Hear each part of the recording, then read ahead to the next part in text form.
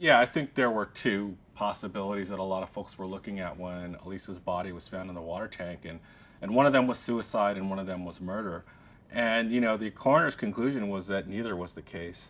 I'm not really sure that the explanation makes sense to this day, but the explanation is that she was having some behavioral difficulties and maybe didn't know exactly what she was doing, because if she did, it would have been suicide.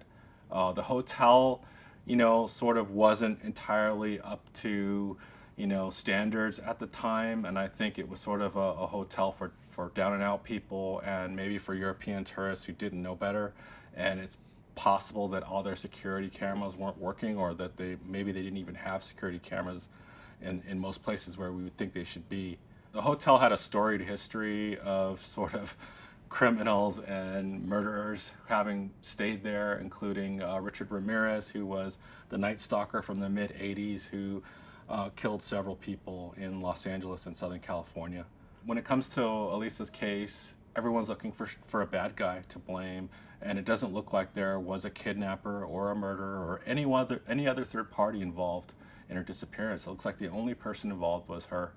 Last I heard, it was still open, and that half of it was residential and half of it was hotel, but that they were trying to renovate it and rebrand it. But that's been going on for years.